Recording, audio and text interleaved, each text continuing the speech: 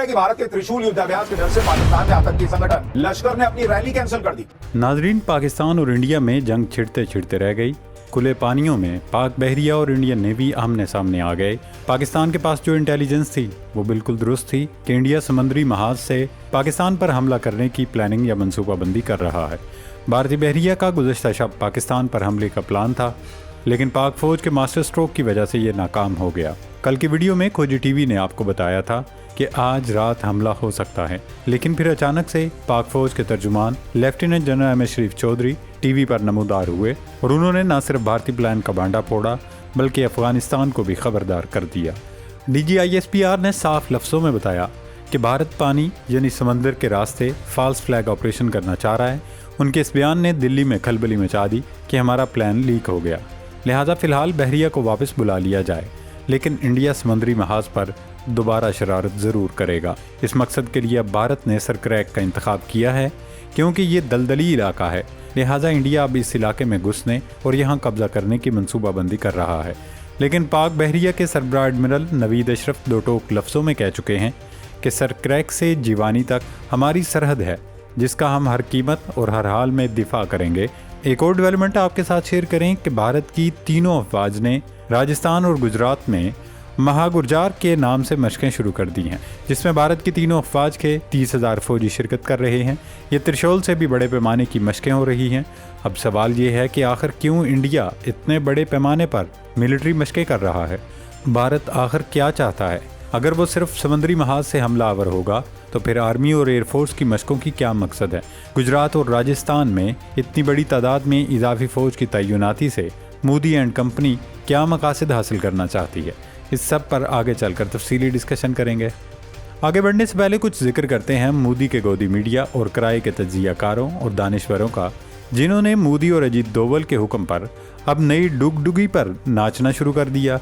भारत के नाम निहाद एंकर्स और दिफाई तज्जियाकारों ने अब ये चूरन बेचना शुरू कर दिया है कि ऑपरेशन सिंदूर बहुत ही ज़्यादा कामयाब रहा और इस ऑपरेशन सिंदूर की वजह से पूरे पाकिस्तान में खौफ की लहर दौड़ गई है। इंडियन मीडिया ये बयानियाँ बना रहा है कि पाकिस्तान में इतना खौफ फैल चुका है कि वो तमाम लोग जो आज़ादाना तौर पर पाकिस्तान में न सिर्फ घुमा फिरा करते थे बल्कि जलसे जुलूस और रैलियाँ भी करते थे, वो अब बहुत ज़्यादा न सिर्फ मुहतात बल्कि खौफजदा हो गए हैं।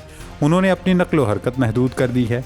ये सारा चूरन इंडियन मीडिया उस खबर की बुनियाद पर बेच रहा है कि हाफिज़ सईद की जमात लश्कर तैयबा या जमात उद दावा ने अपना सालाना इज्तिमा मुलतवी कर दिया।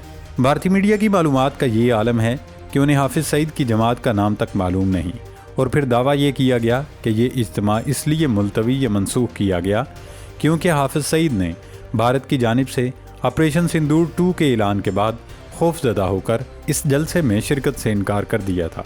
चूँकि हाफिज़ सईद इस जलसे में नहीं आ रहे थे, इसलिए मुंतजमीन ने इसे मनसूख कर दिया। संगठन लश्कर तैयबा का पॉलिटिकल विंग लाहौर में रैली करने वाला, ये कार्यक्रम 2 नवंबर को लाहौर में होना था, लेकिन लश्कर ने इस कार्यक्रम को रद्द कर दिया कहा जा रहा है। अब पाकिस्तान की मीडिया में खबर ये चल रही है कि लश्कर ने भारत के युद्धाभ्यास के डर से रैली कैंसिल कर दी। दोस्तों, जो क्लिप आपने देखा उसमें इंडियन एंकर और रिपोर्टर चीख चीख कर चाय की प्याली में तूफान उठाने की कोशिश कर रहे हैं। अब आपको बताते हैं कि हकीकत क्या है। भारतीय मीडिया का तो ये आलम है कि वो कभी कराची का 3 हट्टी वाला फ़िज़ाइया का एयरबेस तबाह करवा देते हैं, कभी लाहौर की बंदरगाह पर हिंदुस्तानी फ़ौज का कब्ज़ा करवा देते हैं। अब उन्होंने जमात उद दावा का इज्तिमा मनसूख करवा दिया। हालांकि ये इज्तिमा जमात उद दावा का नहीं, मरकज़ी मुस्लिम लीग का था, जिसमें मुल्क भर से मंदूबीन को शिरकत करना थी। ये कन्वेंशन या इज्तिमा अक्टूबर के आखिरी अशरे में ही मनसूख कर दिया गया था और बाकायदा इसका ऐलान कर दिया गया था। मुंतज़मीन का कहना था कि वो इस इज्तिमा को आगे मुनक्कद करेंगे। जहाँ तक ये दावा है कि हाफिज़ सईद की अदम शिरकत की वजह से उसे मनसूख किया गया, तो इंडियन मीडिया के लिए अर्ज़ है कि हुजूर थोड़ी सी रिसर्च की ज़हमत कर लिया करें। हाफिज़ सईद 2019 से रियासती इदारों यानी पुलिस की तहवील में हैं। वो इस वक्त जेल में सज़ा काट रहे हैं, लिहाजा वो कैसे किसी इज्तिमा में शिरकत कर सकते हैं? यानी जिस बेबुनियाद बात पर इंडियन मीडिया ने राई का पहाड़ बनाया और पूरा बयानिया खड़ा किया, वो इमारत धड़ाम से ज़मीं बोस हो गई। इस किस्म की झूठी, फर्दी, जेली और मन गढ़ंत खबरें देकर भारतीय मीडिया खुद अपना मजाक बनवाता है। नाजरीन, अब बात करते हैं भारत के पाकिस्तान पर हमले के मंसूबे की। पाकिस्तान के मास्टर स्ट्रोक के बाद भारत ने फ़िलहाल हमला मुअख्खर कर दिया है, लेकिन इत्तलात हैं बल्कि इंडिया की जानिब से वाज़ेह इशारे भी मिलना शुरू हो गए हैं कि 6 से 11 नवंबर के दरमियान इंडिया कोई जारहाना कार्रवाई, इश्तियाल अंगेज़ी या फिर फॉल्स फ्लैग ऑपरेशन कर सकता है।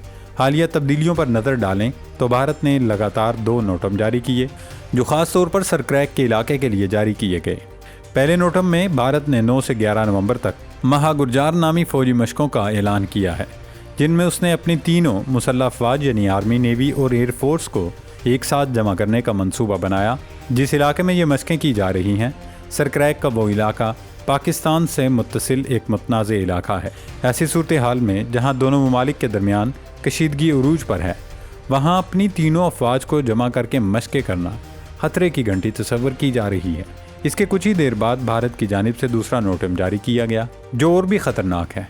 इसमें भारत ने पाकिस्तान के एक्सक्लूसिव इकनॉमिक जोन यानी वो समुद्री इलाका जो अक़वाम मुत्तहिदा के चार्टर के मुताबिक पाकिस्तान को 200 नॉटिकल मील तक हासिल है, उसमें मशकों का ऐलान किया।